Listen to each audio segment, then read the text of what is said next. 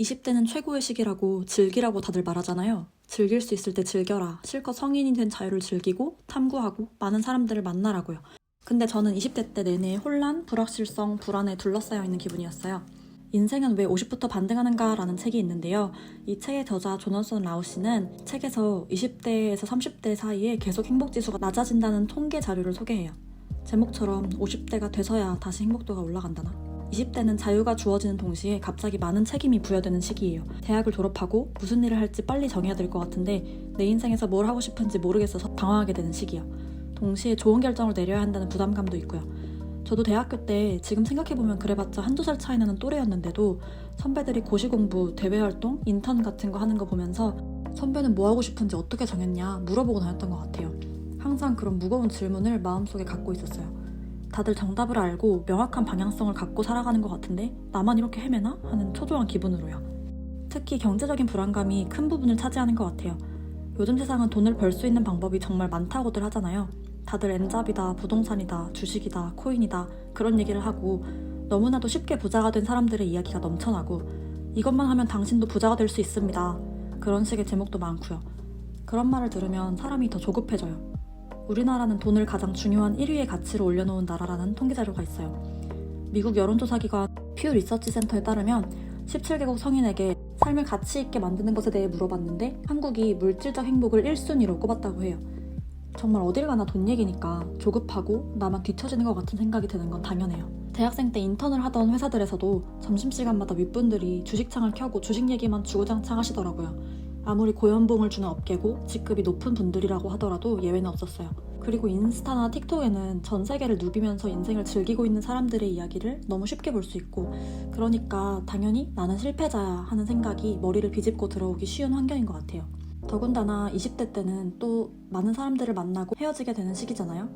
같은 학교를 다니면서 친하게 지내던 학창시절 친구들은 하나둘씩 대학을 가고 이사를 가고 취직을 하고 결혼을 하면서 자연스럽게 멀어지기도 하고 여러 차례 연애를 하다가 헤어지기도 하고 그렇게 인생에 사람들이 들어오고 나가는 과정 속에서 외로움이라는 감정에 되게 취약해지는 시기이기도 해요. 나는 왜 마음을 툭 터놓을 친구 하나 없지? 라는 생각이 들기도 싶고요. 저도 고등학교 때 친하게 지내던 친구들과 자꾸만 멀어지는 것 같고 대화는 자꾸 얕은 얘기로만 겉돌고 새로 사귄 친구들도 우리가 그렇게 깊은 비밀까지 털어놓을 사이는 아닌 것 같고 그랬어요. 내 개인적인 얘기를 하기에는 좀 부끄럽고 믿어도 되나 싶기도 하고요. 제가 우울감에 가장 취약했던 시기는 마지막 회사를 다닐 때였어요. 앞선 영상들에서 충분히 말했지만 뭔가 꽉 막힌 기분, 무력한 기분 여기서 내가 내 인생을 더 나아지게 만들 수 있는 방법이 없는 것 같은 선택지가 없는 것 같은 그런 기분이요. 그게 저를 참 우울하게 만들었던 것 같아요. 퇴사뿐만 아니라 인생에 큰 변화가 있을 때마다 우리는 불안감과 우울감에 빠지고는 해요. 마일스톤 앵자이티라는 말이 있는데요. 인생에서 특정한 단계에 다다를 때 느끼는 두려움, 초조함 또는 공황감을 의미하는 말이에요. 인생의 특정 목표를 달성하기 위한 준비가 아직 되어 있지 않은 느낌일 때 발생한대요. 예를 들면 졸업을 하거나 입사를 하거나 승진을 하거나 결혼을 하거나 이직을 하는 것처럼 그 전반적인 인생의 다음 단계로 나아가는 과정에서 큰 스트레스와 불안을 느낄 수 있다고 해요. 워싱턴 의과대학의 토마스 홈즈 박사팀은 개인의 스트레스 지수를 객관적으로 평가하기 위해서 스트레스 측정 정도라는 걸 개발했는데 살면서 일어날 수 있는 다양한 사건들을 정신적 충격에 따라 점수를 매겼대요. 이런 걸 보면 우리가 스트레스를 느끼는 사건들은 정도는 조금씩 다를 수 있어도 다 비슷비슷하구나 하는 걸 또 알게 되는 것 같아요. 그래서 되게 조심스러운 주제긴 한데 오늘은 우울에 대해 한번 얘기해보려고 합니다.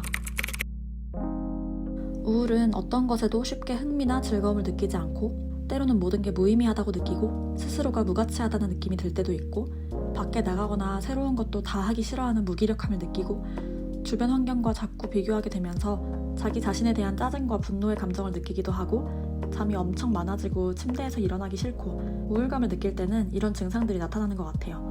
특히 이런 상황에 대해 내가 할 수 있는 게 아무것도 없는 것 같다는 무력감을 느낄 때 그때 많이 우울해지는 것 같아요. 우울할 땐 뇌과학이라는 책이 있는데 거기서는 상승나선, 하강나선이라는 개념이 나와요. 상승나선은 긍정적인 감정이나 경험이 더 많은 긍정적인 생각과 행동으로 이어지는 선순환이라고 말을 하고 반면에 하강나선은 부정적인 감정이나 경험이 더 많은 부정적인 생각과 행동으로 이어지는 악순환이라고 설명을 해요. 우울하다는 건 뇌가 하강나선에 빠졌다는 거고 이걸 상승나선으로 돌려놓는 게 우리가 해야 할 일이라고 책에서는 말해요. 이렇게 보니까 참 간단해 보이잖아요. 그래, 이건 지금 내 뇌가 습관처럼 우울감을 느끼고 있는 거야. 똑같이 좋은 습관으로 다시 바꾸면 돼 하고 생각하면서요. 물론 쉽진 않은데 좋은 습관을 하나씩만이라도 실천하다 보면, 그리고 그걸 해낸 자신을 따뜻하게 칭찬해주다 보면 그렇게 한 발짝씩 나아갈 수 있는 것 같아요. 일단 소셜미디어와 좀 거리를 둬야 합니다. 공포 마케팅이라는 개념이 있는데요. 사람들의 불안과 공포를 자극해서 지갑을 열게 하는 마케팅이에요. 요즘은 모든 광고에 이런 불안감을 자극하는 요소가 숨어 있는 것 같아요. 지금 꼭 뭐를 해야 되는 이유, 반드시 알아야 할 뭐, 지금 안 하면 반드시 후회할 뭐, 이런 제목들을 보면 무슨 감정이 드시나요? 저는 불안해요. 그래서 누르게 돼요. 이런 제목들이 사람들의 눈길을 끄는 기술이라는 건 너무 잘 알겠는데, 내가 뭔가를 소비하기로 결정하는 이유가 불안해서 나만 뒤처질까봐 이런 이유가 많아질 때 참 건강하지 못한 것 같아요. 좀 다른 얘기지만 사교육 시장이 과열되는 것도 다 이런 불안을 먹고 자란다고 생각하거든요. 내 아이가 뒤처지면 안 돼. 부모가 가진 그런 불안을 자녀에게 투영시키는 거라고 생각해요. 특히 집값 한참 오르고 투자 열풍 불었을 때도 또래 친구들 사이에서 이게 되게 심했던 것 같아요. 포모라고 하죠. 다들 하는데 나만 안 하고 있는 것 같은 기분. 소셜미디어는 그 감정을 되게 강하게 자극하는 촉매제인 것 같아요. 아, 지금 이런 콘텐츠들이 나를 되게 불안하고 우울하게 하는구나 라는 생각을 의식적으로 하고 쳐내는 연습도 필요한 것 같아요. 둘째는 운동. 바디 프로필 문화도 강하게 자리 잡았고 패션이나 외모에 대한 사람들의 관심이 많다 보니까 자연스럽게 몸에 대한 관심도 참 많은 것 같아요.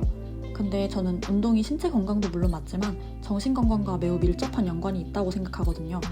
내가 내 몸을 잘 보살피고 있는지, 이 세상을 살아가는데 반드시 필요한 나만의 하드웨어를 잘 굴러가게 관리하고 있는지, 시간과 에너지를 들여서 운동을 한다는 건 결국 나를 보살피겠다는 노력이잖아요.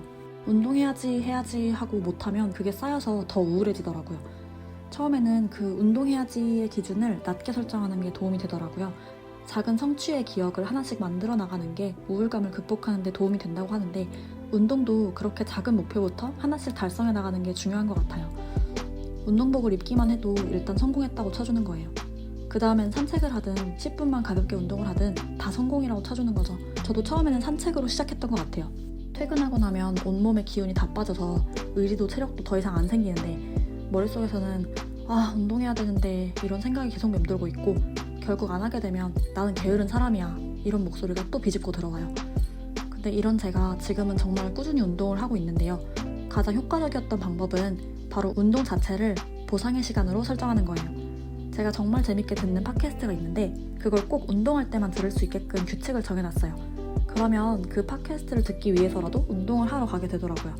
다른 사람들과 같이 하는 운동이 있으면 참여해보는 것도 되게 도움이 많이 된대요. 저는 제가 원하는 시간에 운동하는 걸 좋아해서 혼자 할 수 있는 헬스나 수영 위주로 하고 있긴 한데, 요가, 필라테스, 크로스핏, 푸사오 같은 거 보면 커뮤니티도 잘 돼 있고 같이 운동하면서 기분도 좋아지고 소셜라이징도 할 수 있어서 일석이조인 것 같아요. 세 번째는 일기 쓰기입니다. 그냥 일기도 좋은데 저는 감정일기랑 좀 섞어서 쓰고 있거든요. 일기를 쓴다는 거는 곧 감정을 말로 표현하는 연습이라고 생각해요. 예전에 심리상담 받을 때 제가 엄청 불안하다고 했더니 그 감정을 모양과 색깔과 이미지로 표현해보라고 하셨어요. 처음 해보는 거라서 어떻게 해야 할지 모르겠다고 하니까 선생님이 지금 바다에 있다고 생각해봐요. 큰 배를 타고 있나요? 작은 배를 타고 있나요? 그렇게 물어보시더라고요. 그때 제가 뗏목을 타고 있는 기분이다. 그리고 이 뗏목이 매우 흔들리고 날씨도 안 좋고 바다는 엄청 깊고 시꺼먼 색이라서 무섭다 라고 이어서 말을 했던 기억이 나요. 그렇게 감정을 말로 설명하는 것만으로도 그 감정을 구체적으로 알아차리고 이해하는 데 정말 많이 도움이 되더라고요. 제가 감정을 표현하는 말에 대해 더 익히고 싶어서 봤던 콘텐츠들을 좀 공유해 놓을게요. 감정 어휘력을 늘릴수록 내가 느끼는 감정을 더 명료하게 표현할 수 있어지는 것 같아요. 그게 장기적으로 봤을 때는 정말 감정을 다스리고 프로세싱 하는데 도움이 많이 되고요. 네 번째는 술입니다. 술은 또 할 얘기가 많은데 정말 정신건강에는 안 좋은 영향을 끼치는 것 같아요. 우리나라는 유독 술에 되게 간대한데 좀 과하다 싶을 정도로 모든 모임이나 친목 자리에는 술이 빠지지 않고 그 자리에서 술을 마시지 않으면 되게 이상한 사람으로 보고 그런 분위기가 아직도 있는 것 같아요.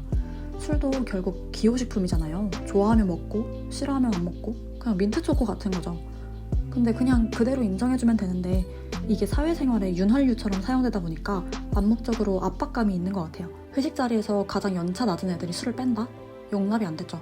근데 시간이 지나면서 이런 특히 내 몸에 들어오는 것에 대한 바운더리는 내가 정해야지 누가 먼저 존중해주지 않는다. 내가 명확하게 내 경계선을 똑바로 해야 그걸 존중받을 수도 있는 것 같아요. 술을 먹고 난 다음 날은 감정도 좀 요동치고 우울해지고 심장도 빨라지고 기운도 없어지고 흑역사도 생길 수 있고 다음날 하루를 날리기도 하고 그런 경험을 하다 보니까 싫어지더라고요. 어릴 땐 그런 게 다 재밌는 건가 보다 하면서 했는데 지금은 재미없어요. 술 없이도 충분히 좋은 추억 많이 만들 수 있고요. 그래서 지금은 술을 거의 끊다시피 했습니다. 그 돈 아껴서 차라리 미용실 가는 게 나은 것 같아요. 그 다음은 소셜 버블 만들기입니다. 어떤 사람과 어떻게 시간을 보낼지 이식적으로 선택하는 거요. 인간관계를 맺다 보면 진짜 친구, 가짜 친구가 보이지 않나요? 특히 최악은 나를 존중해주지 않는 친구, 혹은 나를 이용해서 자신을 우월하게 만들고 나를 은근히 까내리는 친구. 그런 건 친구가 아니잖아요. 만나면 마음이 편안하고 기분이 좋은 사람들이 친구지, 항상 평가받는 것 같고 기분 나쁘고 뭔가 증명해야 될 것 같고 그렇게 조마조마한 마음으로 만나야 하는 건 친구가 아니에요. 그래서 다정한 사람들로 주변을 채우려고 노력하는 것도 매우 중요한 것 같습니다. 함께한 절대적인 시간이 그 사람과의 관계의 질을 대변하진 않으니까요. 때로는 과감하게 관계를 정리하는 것도 필요해요. 외로움에 대해서는 나중에 따로 다루고 싶은데 일단은 소셜 버블을 건강하게 관리하자. 그 다음 명상과 마음 챙김입니다. 우울한 사람은 과거에 살고 불안한 사람은 미래에 살고 평안한 사람은 현재에 산다 라는 말이 있어요. 노자가 했던 말이라고 하네요. 처음에 명상을 접했을 때는 뭔가 사이비 같기도 하고 종교 같기도 하고 불편하고 이상했거든요. 근데 정말 효과를 많이 본 것 같아요. 타임라인이 있다고 하면 저희 의식은 항상 과거와 미래를 왔다 갔다 하죠. 아 맞다 그거 해야 되는데, 아니면 아 그때 내가 왜 그랬지? 이런 결과가 나오면 어떡하지? 그렇게 미래를 미리 걱정하고 지나간 일을 후회하고 그런 것에 의식이 자꾸만 가기가 참 쉬운 것 같아요. 명상은 이 의식을 현재로 옮겨주는 작업이에요. 공중에 붕 떠다니던 마음과 생각을 현재 지금 내가 두 발을 딛고 있는 이 땅으로 다시 돌아오게 해주는 거예요. 제가 처음 명상을 시도했던 방법은 앱이었어요. 진짜 어느 날부턴가 제가 숨 쉬는 걸 까먹고 살고 있었더라고요. 이 말이 좀 웃기긴 한데 진짜 제 호흡기로 공기가 들어오고 나가는 것 자체를 의식하지 않고 산 지가 되게 오래됐던 것 같아요. 새벽에 출근하면서 출근버스 타고 가면서 명상 앱을 듣고 그랬는데 의식적으로 숨 쉬는 것도 도와주고 다정한 말도 들려주고 그런 면에서 정말 많이 도움이 됐어요. 명상 기법 중에 호흡법이 되게 많은데 여러 가지 호흡법이 있거든요. 근데 그렇게 숨을 여러 방법으로 쉬는 것만 해도 되게 마음이 편안해지고 빠르게 뛰는 심장도 좀 진정시켜주는데 큰 도움이 되는 것 같아요. 헤드스페이스에서 찍은 영상이 있는데 그게 넷플릭스에도 올라와 있으니까 혹시 명상을 안 해보셨다 하는 분들은 입문용으로 들어보기 좋은 것 같아요. 이렇게 현재에 집중하게 해주는 방법에는 명상 말고도 54321 그라운딩 기법이라는 게 있어요. 시각, 촉각, 청각, 후각, 미각을 골고루 사용해주면서 의식을 현재로 돌리는 방법이에요. 이건 불안할 때도 정말 효과가 좋은 방법이었어요. 지금 당장 내 눈앞에 보이는 5가지, 내가 만질 수 있는 4가지, 들리는 소리 3가지, 내가 지금 맡고 있는 냄새 2가지, 그리고 입에서 나는 맛 1가지. 그렇게 하나씩 감각에 집중을 하다 보면 긴장이나 우울한 생각으로부터 벗어나서 지금 내가 있는 이 현재에 더 집중을 하게 해줘요. 뭔가 만드는 거. 만드는 행위 자체에서 오는 편안함과 성취감이 있는 것 같아요.